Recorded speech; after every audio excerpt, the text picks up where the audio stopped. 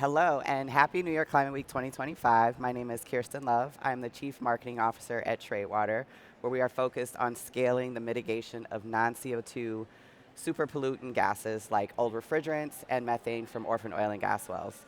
I'm really excited to be able to interview two market experts today to get their perspective on the impact of super pollutants and on the carbon markets in general. First up, I have Dan Wesche he is the Climate Strategy Principal at Patch. And Patch is a platform focused on scaling unified climate action for corporate buyers and helping them to participate in the voluntary carbon market. So thank you, Dan, so much for being here with us. Hey, Kirsten, thanks for having me. I wonder if you can talk about why non-CO2 solutions like ozone-depleting substances and their destruction and the mitigation of methane are essential to holistic portfolio-based sourcing strategies. Yeah, what we really like about these projects is that they sit at this fantastic sweet spot between climate impact in sort of the here and now, so not waiting 20, 30 years, but the destruction has effects right now, and a really attractive price point. And that's something that many of our buyers are looking for. And the reason for that is really because of the enormous warming potential of these ozone-depleting substances. One of my favorite ones is CFC 12. So, when this stuff was still being sold, we had it in cans that are about this size. And so if you just find 3 of these cans and destroy the gas that's inside, that is the equivalent of taking a Ford F-150 off the road for an entire year. And so that ratio of small amounts of gas that need to be destroyed for a big impact, that's what makes the price point so attractive and why buyers and us really like these projects.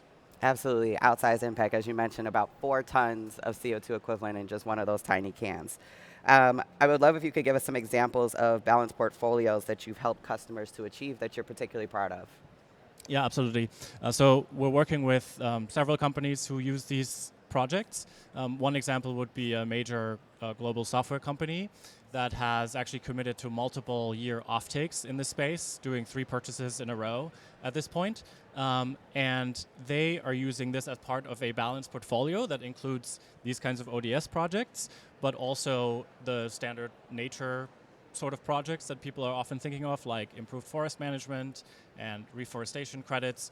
And they use this to build a balanced portfolio where there is some offtake in the portfolio and some spot purchases. So the nature-based ones are spot purchases, and that really allows buyers to have a balanced portfolio that invests in multiple solutions, a mix of offtake and spot, and balances for risks and price. Awesome. Yeah, you talked about there's a lot of balance there. So there's a balance of risk, of price, near term, long term, as well as spot and future purchases. Exactly. Awesome. You mentioned a little bit, but I'm curious if you could elaborate on what buyers are demanding most in today's market. Sure. So I would say that every buyer is unique and every buyer has their own set of specs and expectations. But what we're seeing emerge as 2 repeated asks is a combination of quality and price.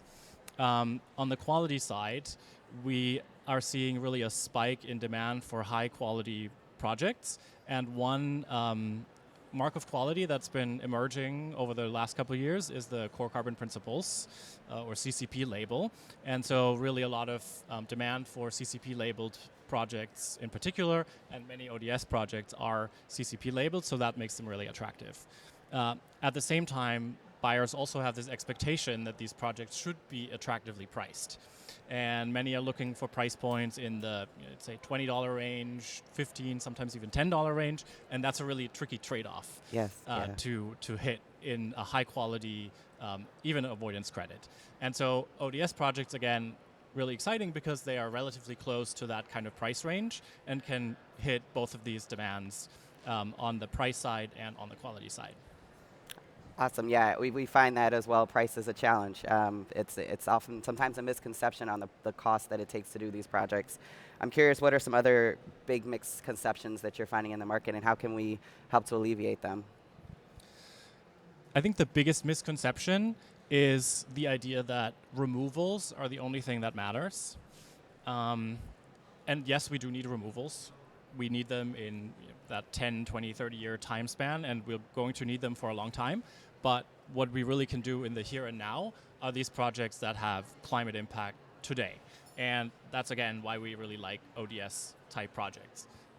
Now, they are not always as charismatic as many buyers are looking for. So many people are looking for stories that they can tell. They like nature-based things, forests, community-oriented projects, and driving a truck down some dirty country road and going to old warehouses in the middle of nowhere and picking up these refrigerant canisters is not a particularly glamorous activity, but it does have this climate impact today.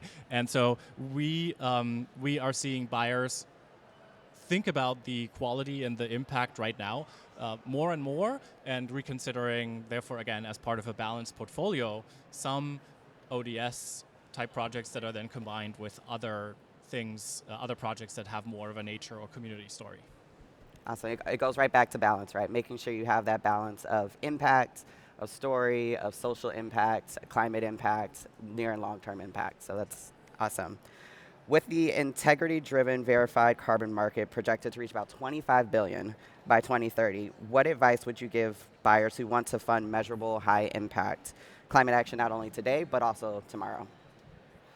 Yeah, I would say some of the most important things, or the most important thing is to act now and to get clarity over what you are going to need in the future and on what timeline. Yep. So think about your decarbonization trajectory, figure out your credit need, ideally as far in the future as possible, and then consider things like offtakes to lock in that supply. We're seeing supply shortages in this market, particularly for high quality credits, and lock in the price, because prices for, again, high quality CCP labeled credits are also rising. So if you have some of that forward-looking perspective and clarity on the future, then you can start designing your budget around that, your portfolio in a balanced way between offtake and spot to deliver climate impact and do it at a price point that doesn't break the bank. So what I'm hearing is think about it now, don't wait, make sure you take action, and I'm sure if they have questions, they can always reach out to Patch. Absolutely. Awesome. Well, thanks so much, Dan. We really appreciate you coming in. Thank you, Kirsten.